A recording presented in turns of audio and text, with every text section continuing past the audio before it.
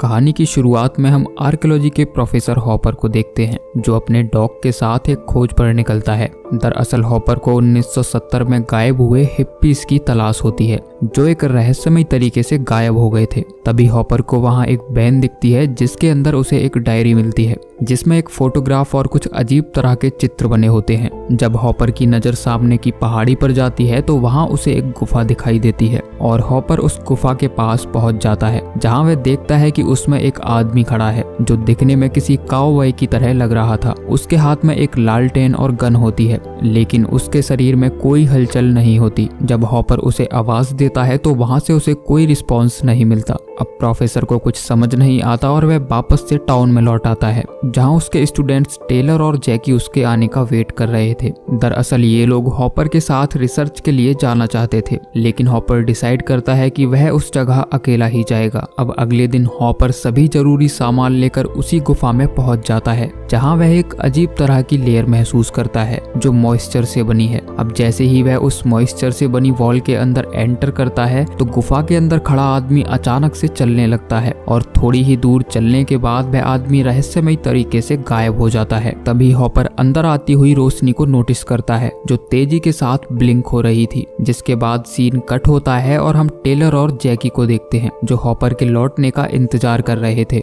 जब 2 दिन बाद भी हॉपर वापस नहीं लौटता तो टेलर और जैकी को उसकी चिंता होने लगती है और वो लोग उस गुफा में जाने का डिसाइड करते हैं। लेकिन ये जगह यहाँ से काफी दूर होती है जहाँ पहुँचने के लिए उन्हें एक कार की जरूरत होगी। जिसके बाद टेलर अपनी दोस्त कैरा को फोन करके साथ आने के लिए कहता है। कैरा भी उसके साथ आने के लिए मान जाती है क्योंकि उसे ऐसी एडवेंचरस जगह काफी पसंद थी। कैरा के साथ उसकी सिस्टर वीप्स और भाई फरबी भी आ जाते हैं जो अपना स्कूल प्रोजेक्ट पूरा करने के लिए वहां जा रहे थे। अब ये सभी लोग कार में बैठकर केव की तरफ जाने लगते हैं। तभी कैरा की सिस्टर वीप्स जो ब्लॉग शूट कर रही थी वह टेलर से इस जर्नी के बारे में पूछती है जिसे टेलर किसी फाउंटेन ऑफ यूथ के बारे में बताता है जिसके बारे में हम कहानी में आगे बात करेंगे। अब कुछ समय बाद ये लोग उस लोकेशन पर पहुंच जाते हैं जहां हॉपर की कार और एक वैन खड़ी थी। तभी वैन के अंदर उन्हें एक फोटोग्राफ मिलती है जो हॉपर की फैमिली की थी। अब टेलर को समझ आ जाता है कि हॉपर किसी रैंडम हिप्पीज को नहीं बल्कि अपने परिवार को ढूंढने यहाँ आया था जो फाउंटेन ऑफ यूथ की तलाश में यहाँ आए थे। तभी उन्हें वैन के पीछे बंधी एक रस्सी दिखती है जो एक गुफा के अंदर जा रही थी। उन्हें लगता है कि शायद हॉपर यहीं से अंदर गया होगा, इसीलिए सभी लोग उस रस्सी को फॉलो करते हुए कैब के अंदर पहुंच जाते हैं। लेकिन फरबी जंगली जानवरों से काफी डरता है इसीलिए वह गुफा के बाहर रुक जाता है। जिसके बाद टेलर फरबी को एक वायरलेस रेडियो देकर इसी जगह रुककर उनका वेट करने के लिए कहता है और बाकी के सभी लोग एक एक करके गुफा के अंदर उतरने लगते हैं। तभी नीचे उतरते समय कैरा को मॉइस्चर से बनी दीवार दिखती है जैसी हॉपर को महसूस हुई थी। अब जैसे ही ये लोग उस गुफा के अंदर पहुंचते हैं तो उन्हें एक डरावनी आवाज सुनाई देती है जिसे सुनकर सभी लोग वहां से उल्टे पैर भागने लगते हैं। वहीं दूसरी तरफ हॉपर गुफा के अंदर गोली चलने की आवाज सुनता है और वह तेजी से बाहर की तरफ भागने लगता है। लेकिन जैसे ही वह इस गुफा से बाहर आता है तो एकदम से सरप्राइज हो जाता है। हॉपर देखता है कि इस जगह बहुत सारे पेड़ पौधे और झाड़ियां उगाए हैं जबकि टनल के अंदर गए हुए उसे कुछ ही मिनट हुए हैं। वह घबरा जाता है और डरकर अपनी कार के पास पहुंचता है। लेकिन एक और सरप्राइज यहाँ उसका वेट कर रहा था।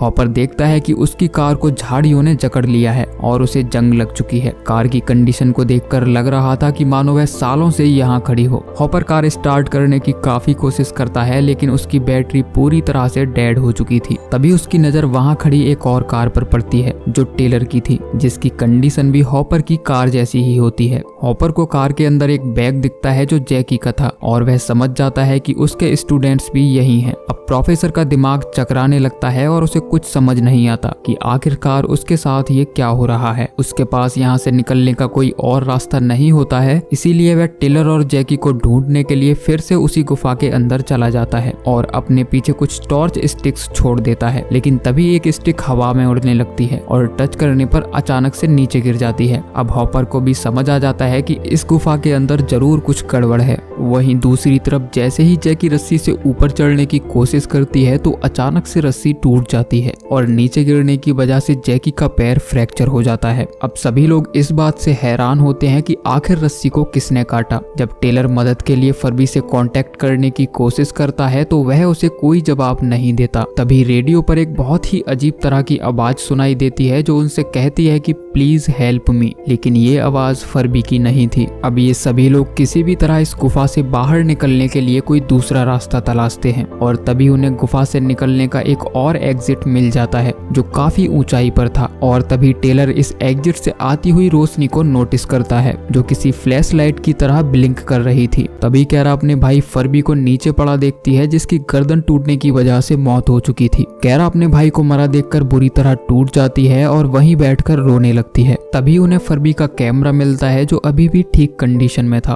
वीडियो प्ले करने पर उन्हें पता चलता है कि फर्बी को गुफा के बाहर वेट करते हुए कई दिन बीत चुके थे। उसके खाने पीने का सामान भी खत्म हो चुका था और वह अकेला भी घर नहीं जा सकता था, इसीलिए उसने डिसाइड किया कि वह अकेला ही केव के अंदर जाएगा। अब जैसे ही वह केव में नीचे जाना शुरू करता है तो उसे बादलों की स्पीड किसी टाइम लैप्स की तरह नजर आती है जो बहुत ही तेजी से चल रहे थे और तभी अचानक से रस्सी टूट जाती है और वह नीचे गिर जाता है। आगे की वीडियो देखने पर टेलर को समझ आता है कि वह फर्बी ही था जो रेडियो पर उससे मदद मांग रहा था, लेकिन तभी कोई शख्स फर्बी के पास आता है शायद से जिसने रेडियो की आवाज सुन ली थी और वह निर्मम तरीके से फर्बी की हत्या कर देता है। शायद इस गुफा के अंदर कोई और भी मौजूद है जिसके बारे में उन्हें नहीं पता है। दरअसल उस बैन के अंदर फर्बी को एक डायरी मिली थी जो हॉपर के पेरेंट्स की थी जिसमें फाउंटेन ऑफ यूथ के बारे में लिखा था। इस डायरी की माने तो फाउंटेन ऑफ यूथ का पानी इतना चमत्कारी है कि वह मरे हुए लोगों को भी जिंदा कर सकता था, जिसकी तलाश करने बहुत सारे लोग इस गुफा में आए थे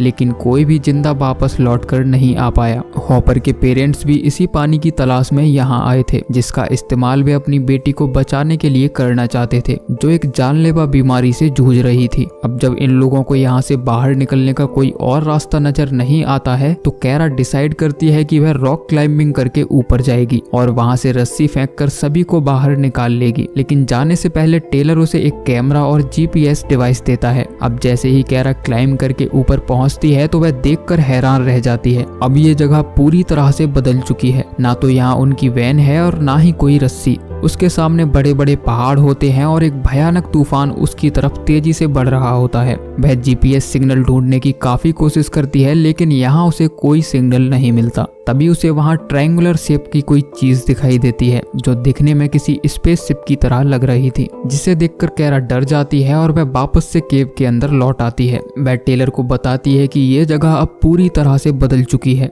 वहां से सभी पेड़ पौधे गायब हो चुके हैं और चारों तरफ बस पहाड़ और धूल है। टेलर कैरा से कहता है कि उसे इस गुफा से गए हुए बस 2 सेकंड ही हुए हैं, इसीलिए किसी को भी उसकी बातों पर यकीन नहीं होता। जिसके बाद कैरा उन्हें वह फुटेज दिखाती है जिसमें वह लगभग 30 मिनट तक गुफा से बाहर रही। जिसके बाद टेलर को समझ आ जाता है कि गुफा के अंदर का समय और बाहर की दुनिया का समय बिल्कुल अलग है। इस गुफा में बिताए गए उनके कुछ ही घंटे बाहर की दुनिया में लगभग हजारों साल के बराबर हैं और रस्सी को किसी ने काटा नहीं था बल्कि फ्रिक्शन की वजह से वह टूट गई थी और जो रोशनी ब्लिंक करते हुए अंदर आ रही थी ये सनसेट और सनराइज की वजह से हो रहा था। अब एक बार फिर से कैरा अपने साथ रस्सी लेकर गुफा से बाहर जाने की कोशिश करती है, लेकिन तभी अचानक से गुफा के अंदर एक ह्यूमनॉइड स्पेसमैन उतरता है जिसे देखकर सभी लोग डर जाते हैं। तभी गुफा से एक केवमैन निकलता है जो उस पर हमला कर देता है और उन दोनों के बीच लड़ाई शुरू हो जाती है। मौका पाते ही टेलर सभी लोगों को लेकर वहां से भागने लगता है, लेकिन तभी उन्हें वहां 2 डेड बॉडीज दिखती हैं जो हॉपर के मॉम डैड की थी और इससे पहले कि वे भाग पाते कुछ केवमैन आकर टेलर को चारों तरफ से घेर लेते हैं और टेलर को पीट कर उसे जान से मार देते हैं। तभी वह स्पेसमैन भी वहां आ जाता है जहां कैरा टेलर के पास बैठी रो रही होती है, जिसके बाद वह टेलर को उठाकर उस पूल के अंदर डाल देता है और उस पानी में कुछ ही मिनट के बाद टेलर फिर से जिंदा हो जाता है। दरअसल ये पानी फाउंटेन ऑफ यूथ का था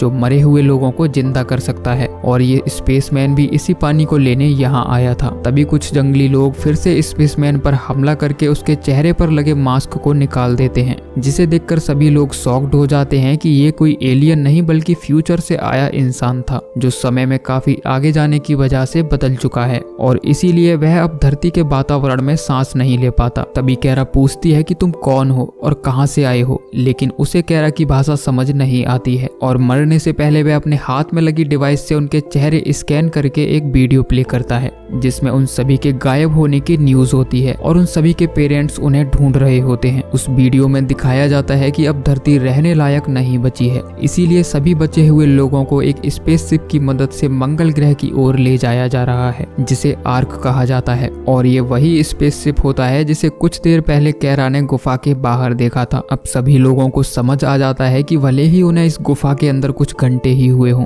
लेकिन बाहर की दुनिया में हजारों साल बीत चुके हैं। तभी कैरा कहती है कि अब हम लोग हमेशा के लिए इसी गुफा के अंदर फंस कर रह जाएंगे, क्योंकि पृथ्वी पर अब हमारे लिए कुछ भी नहीं बचा है और सभी लोग यहाँ से जा चुके हैं। तभी टेलर को वहाँ हॉपर का बैग मिलता है जिसे देखकर वह समझ जाता है कि हॉपर भी उन्हीं के आसपास है और वह उसे ढूंढने के लिए निकल जाता है। तभी उसे गुफा के अंदर कई जंगली लोग दिखाई देते हैं जो जख्मी हालत में यहाँ पड़े थे और एक लड़की उन्हें फाउंटेन ऑफ यूथ के पानी से ठीक करने की कोशिश कर रही थी। टेलर भी जख्मी हालत में यहीं पड़ा था जो इन लोगों से लड़ते हुए घायल हो गया था। दरअसल हॉपर अपनी सिस्टर को लेने यहाँ आया था जो इस दीवार के अंदर फंस गई थी। तभी टेलर अपने सामने फाउंटेन ऑफ यूथ को देखता है जिसके अंदर बहुत सारे लोग फंसे हुए थे जो फाउंटेन का पानी लेने यहाँ आए थे, लेकिन यहाँ समय की गति इतनी धीमी थी कि ये लोग कभी इस जगह से बाहर ही नहीं निकल पाए। टेलर उस बॉल के अंदर जाने की कोशिश करता है लेकिन हॉपर उसे रोक लेता है। वह बताता है कि यहाँ टाइम डायलेशन बहुत ही स्ट्रॉन्ग है, अगर वह एक बार इस बॉल के अंदर चला गया तो कभी वापस नहीं लौट पाएगा।